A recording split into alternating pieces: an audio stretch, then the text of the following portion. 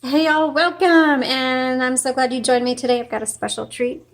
I've got a Hermes 3000. This is Laura with Untitled Typewriters, and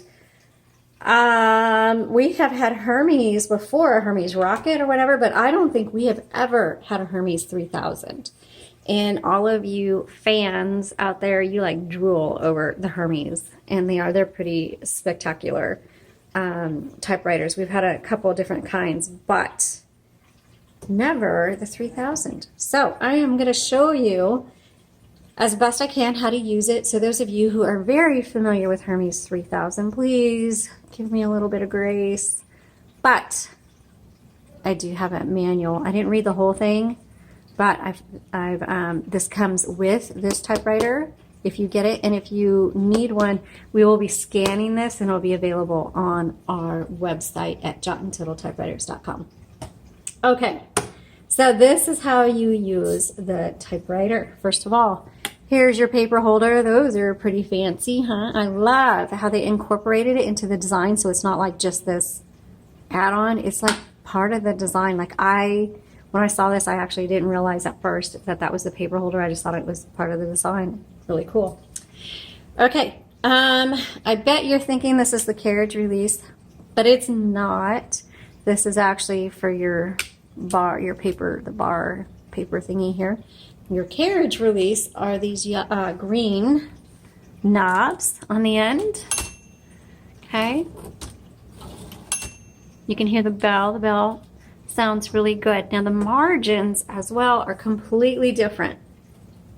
So I'm going to lift this up, and first of all, you are going to see, if you're interested in this particular one, there is a big boo-boo right here. There's a big dent. I'm very sad about that, but it still works great. That doesn't impact the how this works, and the rest of the typewriter is really in fantastic condition. But okay, dent aside, your margins are right here. There's one on each side. So the right margin tab is the right margin. The left margin tab is the left margin. And by the way, this is your carriage lock. Okay. Look at the instructions to how to use that. All right.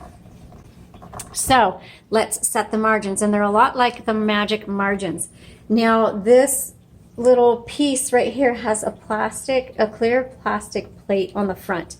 And it reminds me of the old thermometers that we had, the glass thermometers we had as a kid. And yes, I'm old enough for glass thermometers with red liquid inside of them that we would watch go up.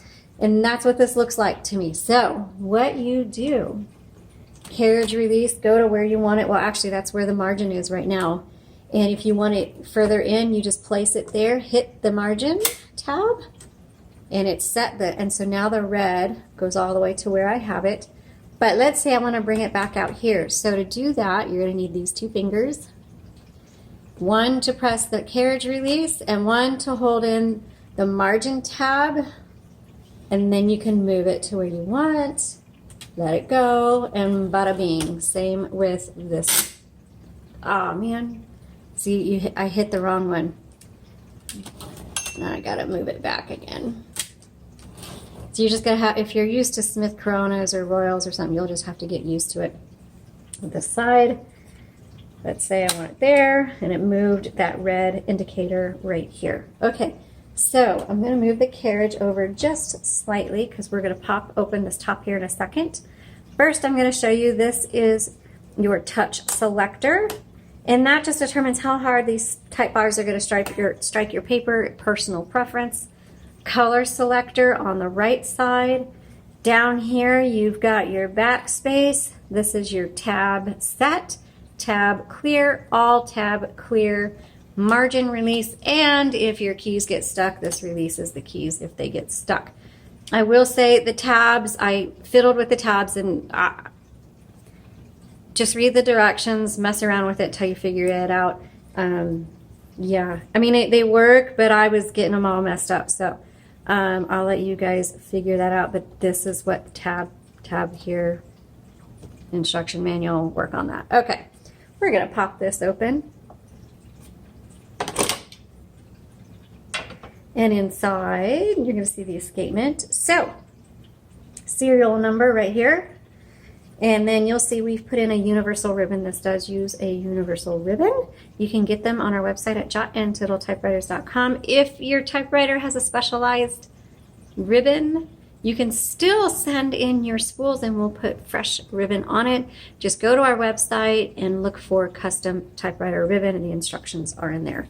Now, when it is time to redo it, make sure you are threading it properly through all of these guide wires. There's an up-close photo of this on the website. The link is in the description below if you want to view that photo. Now, when it's time to reverse your ribbon, it's like an Olympia. You just hit these guys and they'll go back and forth, okay? And it's just gentle, very simple. Remember, now I haven't done a lot of typing on a 3000, so anyway, I forgot what I was talking about. I got interrupted there for a second. Your ribbon, when you get to the end of your ribbon, get to the end of the spool, your typewriter may just stop, you know, or it'll type in one spot, or the font's going to get really faint. Stop whatever you're doing, go and reverse the direction of your ribbon. A lot of people think there's something wrong with the typewriter. There's not. It's almost always the ribbon. So always check your ribbon, because it doesn't tell you, hey, you're at the end of your spool. It doesn't. You just are like, what's wrong with my typewriter? And you just need to reverse the direction of your ribbon. You should be able to reverse it many times. Like mine, I probably do 50, 60 times, maybe even 100 times of reversing before I have to change out the ribbon. That's just me. Okay, to put this back on, you got your tab, little, or whatever these are called. Put it there, pop it down, and let's do our typing demo. Okay.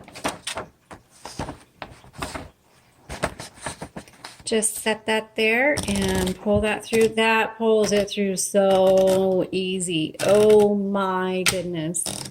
Look at it, and it's perfectly level. If you needed to adjust it, just pull this paper adjustment forward and it releases the tension, okay? Let me check my margins. So my margins are not where I want them to be, so let me set those really quick. And that looks good. Okay. So no number 1, lowercase l, 1962. Hold on. So perfect example. It wasn't exactly on the red, on the black selector, so it was up on this, so this white, this silver. So make sure it's on the proper selector. So let's go to the next line and let's try that again. 1962. There we go. Hermes 3000. Wow, this types really well. I love how it feels. Everything about it is super, super smooth. Keys are easy. So easy that it would be good for kids if you want to spend this much on your kid. If you have smaller hands, you're going to love the feel of it. It's going to be so easy for you to use. The font type. Now, I haven't researched what all the different font types are, but I really like this one. It looks like it's a 10 CPI.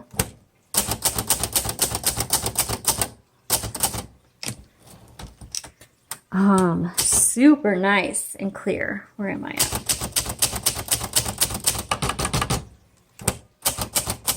Okay, I had just kept myself a manual typewriter last week, so I don't think I can take one. My husband would flip out. But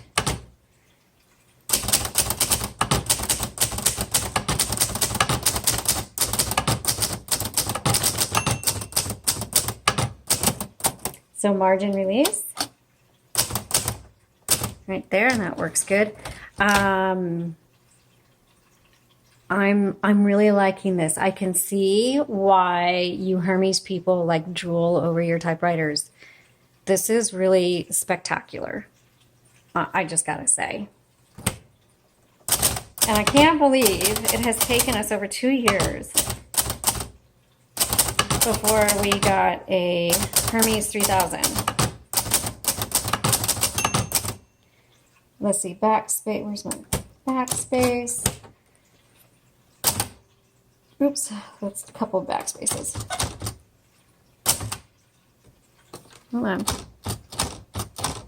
There we go. Oh, I did it too many times. Okay. Just keep going. Just keep going. Okay, let's do the red.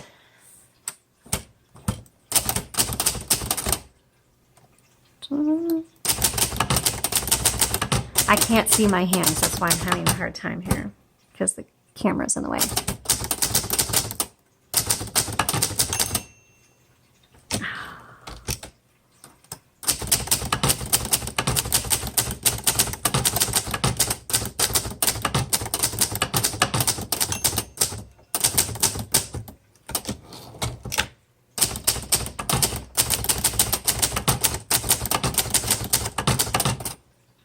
Oop, two at once. Oh man. What a spectacular typewriter.